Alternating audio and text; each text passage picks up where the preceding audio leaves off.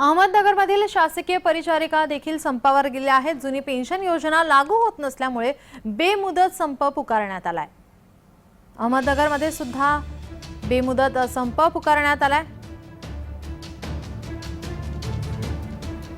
जुन्या पेन्शन योजनेसाठी हा संप पुकारण्यात येतोय। या ठिकाणी सुद्धा सरकारी कर्मचारी, परिचारिका, परिचालक संपामध्ये सहभागी झालेले पाहायला मिळतात। अहमदनगर जिल्हा रुग्णालयातील कर्मचारी या आंदोलनामध्ये सहभागी झाले आहेत। जुन्या पेन्शन योजनेसाठी संप पुकारण्यात आलाय।